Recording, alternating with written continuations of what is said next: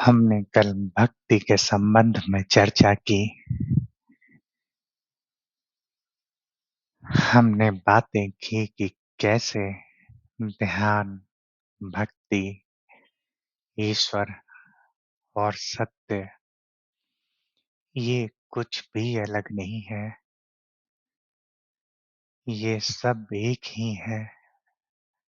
सत्य को पाने के अलग-अलग माध्यम हैं। मैं ईश्वर भी हूँ और ईश्वर के सामने मुझे झुकना भी है। ये दोनों ही सत्य है। मैं ब्रह्म भी हूँ, मैं ईश्वर भी हूँ। मैं सत्य भी हूँ, मैं असत्य भी हूँ। ये जीवन सपना है और सपना ही जीवन है। ये भी सत्य है। सत्य का पथ सिर्फ विरोधाभासों से भरा है। कुछ भी अगर कहने की कोशिश की जाए सत्य के संबंध में, तो कहते ही ये असत्य हो जाता है। जब से हम में चेतना है, तब से हमने पूछा है कि क्या ईश्वर है या नहीं। हजारों लोगों ने इस सवाल के जवाब दिए, पर ये सवाल आज भी वैसे का वैसे ही बना है। आखिर क्यों हम ढूंढ नहीं पाते कुछ सवालों के जवाब? क्यों नहीं जान पाते कि ईश्वर है या नहीं? क्या दुविधा है हमारी? हमने अब तक की अपनी इतनी चर्चाओं में अद्वैत के सिद्धांत के संबंध में बहुत सारी बातें की। हमने बातें की हमेशा कि कैसे ये जीवन जो हम जीते हैं एक सपना है या एक सपने के समान है। जैसे सपना घटता है, वैसे ही ये जीवन भी घट रहा है। आखिर क्या तरीका है कि हम उससे संबंध स्थापित कर सकें जो सपने में है, जो सपना देख रहा है और जो सो रहा है। कैसे हम पुकार सकें अपने सपने से उसे जो गहरी नींद में है। आखिर क्या माध्यम है उसका? हमने अपनी पिछली चर्चा में बात की कि ध्यान और भक्ति दोनों उसी के ही माध्यम हैं। भक्ति और ध्यान दोनों ही भक्ति और ध्यान दोनों से ही हम पुकारते हैं उसे जो सो रहा है, जो गहरे सपने में है। हमेशा हमने कहा और हमने जाना कि मैं ही ब्रह्म हूँ, ब्रह्म कहीं और नहीं। जब आप जाग गए, तब आपको एहसास होगा कि जब तक आप नींद में थे, ब्रह्म को ढूँढ रहे थे। जब आप नींद से जागे, तो आप ही ब्रह्म हो गए। आप ब्रह्म को ढूँढने की कितनी कोशिशें करते हैं। पूजा की कितनी विधियाँ हैं, मंत्र हैं, यज्ञ हैं, ध्यान की अनेकों विधियाँ हैं। ये सब विधियाँ हैं ढूँढने की उस ब्रह्म को। और इन सारे विधाओं की, इन सारे रीतियों की परिणति है ये जान लेना कि जो ढूँढ रहा है और जिसे ढूँढ रहा है, वो दोनों अलग नहीं हैं।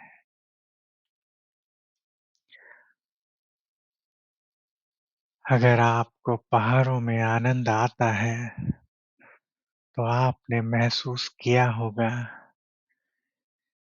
जब आप चलते हैं उन पहाड़ों की ओर, तो बहुत पहले जब आप पहुँचे भी ना थे पहाड़ों के पास, एक ठंडक आपको घेर लेती है। अभी नदियाँ, पहाड़ और वो जंगल अभी दूर हैं, पर फिर भी उनसे आती हवा का कोई झोंका आपको आनंद दे जाता है। अभी कुछ आया भी न था, पर आनंद आ गया। जब भी जीवन में आपको आनंद घटता है, ये सिर्फ इसका सूचक है कि आप अपने घर के निकट हैं, जिस घर को आप भूल गए थे। बहुत ढूँढा आपने, फिर धीरे-धीरे आप भूल ही गए थे कि ये ढूँढने वाला भिखारी राजा ही है।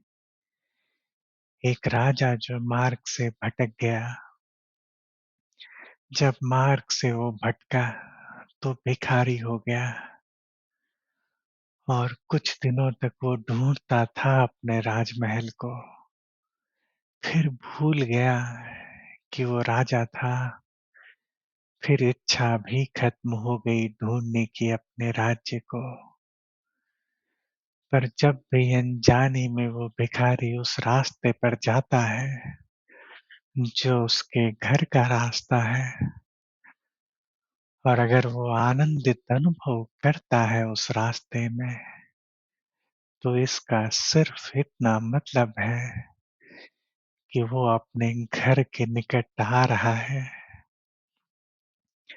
अगर आपको ईश्वर की भक्ति में आनंद आने लगे, तो इसका सिर्फ मतलब इतना है कि आपका घर अब निकट है। अगर आपको ध्यान में आनंद आने लगे, तो आप सही रास्ते पे हैं। सिर्फ आनंद ही बता सकता है कि रास्ता सही है या गलत। कल हमने चर्चा की कि विज्ञान कितनी भी कोशिश कर ले, आनंद को वो हार्मोन्स और केमिकल रिएक्शन से ज़्यादा आगे नहीं ले जा सकता। वो सिर्फ इतना बता सकता है कि जब आनंद होता है, तो शरीर में क्या केमिकल रिएक्शन होते हैं। पर आनंद की तलाश है क्यों हमें, वो ये नहीं बता सकता। ना हम कह सकते हैं कि आनंद हमें क्यों अच्छा लगता है। अपने घर के निकट आना तो सबको अच्छा लगता है। आनंद इशारा है कि आपका घर अब दूर नहीं है। भक्ति में जब आप उस ईश्वर की आराधना करते हैं, मंत्रोच्चार करते हैं, इस इच्छा से कि एक दिन उस ईश्वर को पालेंगे, और आप चलते हैं उस पथ पर, क्योंकि भक्ति आपको आनंद देती है। और चलते-चलते जब आप उस शिखर पर पहुँचते हैं, तो जानते हैं कि जिस ईश्वर को ढूँढने निकले थे, वो ईश्वर आप ही हैं। आपके सिवा और किसी का कोई अस्तित्व नहीं। हमारे धर्मों ने अलग-अलग कहानियों से, अलग-अलग कथनों से, महावाक्यों से इसे कहा है कि वह तू ही है। कृष्ण जब गीता में विराट स्वरूप दिखाते हैं कि ईश्वर भी वही है, दानव, दैत्य, इंसान भी वही हैं, अर्जुन भी वही है और कृष्ण भी वही है, पांडव भी वही हैं और कौरव भी वही है। ये भी तो पुष्टि करता है कि तू भी वही है और वह भी तू ही है। दो कुछ भी नहीं है यहाँ पर। तू वही है, वह तू है। जब तक माया का ये जाल है, ये दुनिया दिखेगी, ये संसार दिखेगा, सब कुछ दिखेगा सिवा उसके जो आप हैं। जिस दिन ये बादल छटेंगे, पूर्णिमा का पूरा चांद नजर आएगा। आपसे हमेशा मैंने कहा, भक्ति का मार्ग बहुत सरल है, ध्यान का मार्ग कठिन है। पर हमेशा एक दुविधा होती है उनके सामने, जो बहुत लॉजिकल है। कोई भी इंसान जो बहुत लॉजिकल है, जो प्रखर बुद्धि का है, उसके लिए मानना कठिन है कि वो क्यों भक्ति करे, क्यों मंत्रोच्चार करे, क्यों स्तोत्र पाठ करे, क्यों आराधना करे। ये मुश्किल है उसके लिए। पर दुविधा भी यही है कि अगर बोलूं आपसे कि उस ईश्वर की आराधना करो कि आप जान सको कि आप ही ईश्वर हैं। अहम ब्रह्मास्मि ही सत्य है। अगर ये कहा जाए आपसे, तो ये अहंकार को भी जन्म देगा। और अहंकार के साथ आप कैसे झुक सकते हैं उस ईश्वर के सामने? आप अगर जानते हैं कि ईश्वर नहीं है, आप ही ईश्वर हैं, तो झुकना मुश्किल होगा। और बिना झुके जाना भी नहीं जा सकता है कि सत्य क्या है। कितना विरोधाभास है कि अगर ना कहा जाए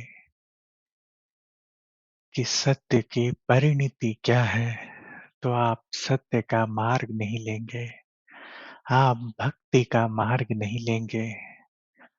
आप सिर्फ सवाल पूछेंगे कि ईश्वर कैसे है, कहाँ है, तर्कों से सिद्ध करो। और अगर आपको इशारा किया जाए कि ईश्वर नहीं है, पर ईश्वर को मानना भी ज़रूरी है, क्योंकि मान कर ही आप जान सकते हैं कि वो तू ही है। सत्य कहना मुश्किल है, सत्य समझना मुश्किल है। ना कहा जाए तो मुश्किल, कहा जाए तो मुश्किल। सत्य के महावाक्यों ने तत्वमसि अहम ब्रह्मास्मि, इन सब ने हमें सत्य के अगर निकट पहुंचाया है, तो हम में अहंकार भी भरा है। और कैसे झुका जाए इस अहंकार के साथ। मेरे देखे ज्ञान बाधा है आपके सामने। मीरा नहीं जानती थी कि वो ही ईश्वर है। नाचते नाचते सत्य मिल गया उसे। अगर मीरा जानती कि कृष्ण भी वही है, तो समर्पण शायद न कर पाती। सत्य का ज्ञान समय से पहले होना भी खतरनाक है। कल आपसे चर्चा की मैंने रामकृष्ण के संबंध में, कि रामकृष्ण ज्ञान को प्राप्त हो गए थे, पर सपने के अंतिम बिंदु पर अटके थे। उन्हें लगता था कि काली उनकी मदद कर रही है, और काली से ऊपर वो उठ नहीं पा रहे थे। जब तोतापुरी की उनसे मुलाकात हुई, और सत्य का अंतिम प्रयोग जब उन पर घटा, तो रामकृष्ण जान पाए, जिस काली की पूजा करते थे रामकृष्ण, उस रामकृष्ण और काली में कोई अंतर नहीं था, दोनों एक ही थे। पर अगर रामकृष्ण पहले से जानते कि काली का रूप भी उनका ही रूप है, तो शायद सत्य को ना प्राप्त कर पाते वो, शायद मीरा ना पहुँच पाती कृष्ण तक। पर बात वही है कि देश, काल और परिस्थिति रामकृष्ण और मीरा के समय भक्ति जीवन शैली थी, हमारे रक्त में भक्ति बसी थी, हमें भक्ति करने की जरूरत नहीं थी। 30-40 वर्ष पहले तक भक्ति हमारे जीवन का एक अंग था, हमें अलग से कुछ करने की जरूरत नहीं थी। पर इन 3-4 दशकों में हमारा education system, invaders, secularism, communism thinking, इन सारी चीजों ने भक्ति को हमारी जीवन शैली से अलग कर दिया। और अब हम तर्कों पर इतना यकीन करने लगे, विज्ञान पर इतना यकीन करने लगे कि अगर जब तक तर्क से सिद्ध ना किया जाए कि भक्ति की जरूरत क्यों है, हम वो मार्ग नहीं लेंगे।